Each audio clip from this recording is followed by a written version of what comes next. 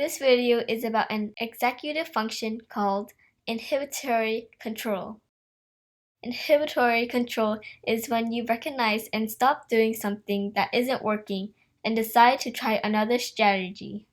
There are different types of inhibitory control. An example is when you stop yourself from doing something that you usually do or has become a habit. You use self-control. For example, let's say you are a bit allergic to mangoes, but you really want to eat them because you know they taste really sweet.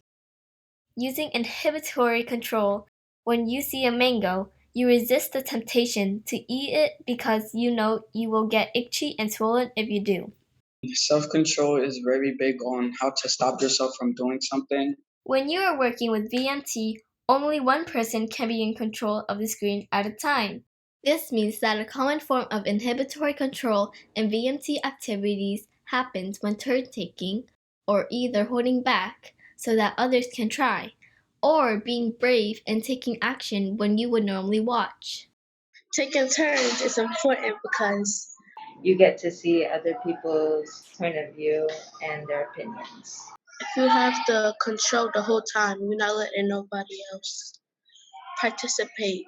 Sometimes people forget that there's other people in the group with them and they just do all the work by themselves. The other people might not understand and might feel left out because you just only doing it and not letting nobody else do it. And that could be very annoying to a lot of the other students or your group members because they want to do work too, and it's not only you, and you have to understand that. It might be tempting or just easier to take and stay in control, especially if you know how to solve the problem.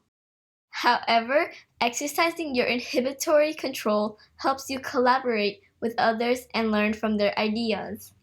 Let's say the rest of your partners are discussing something in the chat.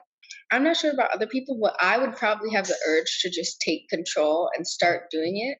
But I have to stop that urge because I'm working with other people. So I have to read the chat instead and figure out what they want to do. Another student said, "In the story making process, everyone in my group had a different idea, but we managed to compromise. So one person would start in the beginning, then they would let another person find a way to add their idea in it without making it sound all out of place. So every single person got to put their idea." Can you think of an example of inhibitory control in your life or your math classroom?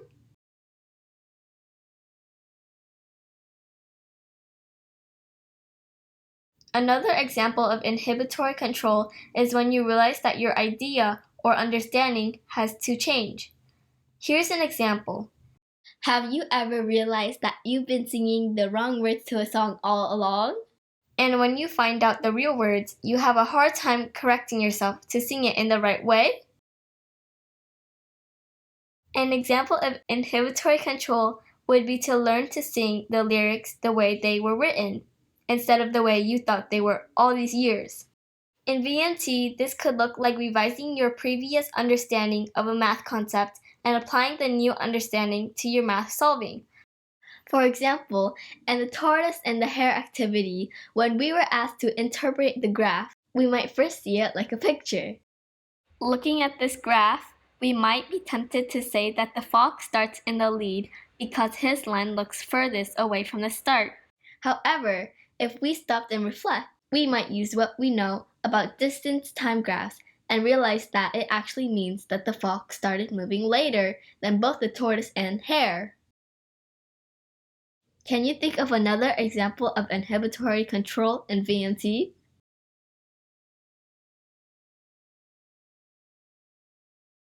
To review, inhibitory control is when you stop your usual response in order to think more about the situation and see if you need to change your idea or action, like not eating that mango you're allergic to or taking turns when working on VMT activities. Exercising inhibitory control can help you grow as a mathematical thinker. It helps you to work with other people and learn from their ideas and perspectives. Here's what students at Stephen Decatur said in their reflection about how inhibitory control played a part in their learning on VMT. I contributed to the work today by saying what I think and taking turns.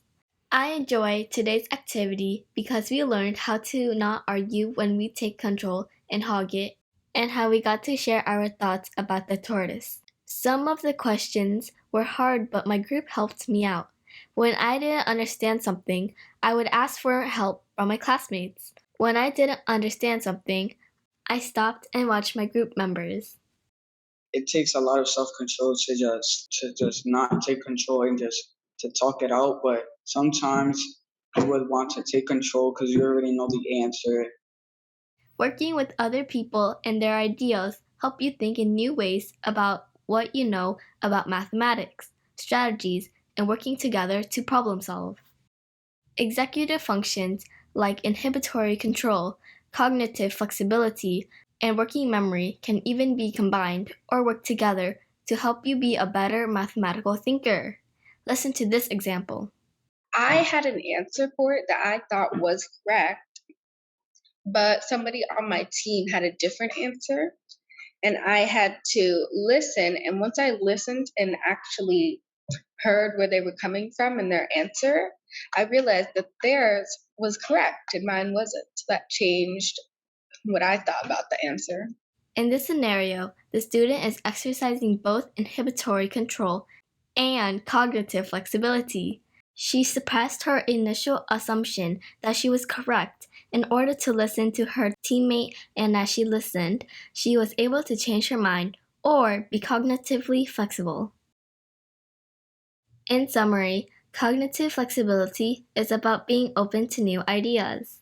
Working memory allows you to recall and apply what you know to solve a problem, and inhibitory control helps you give others space and learn from their perspectives.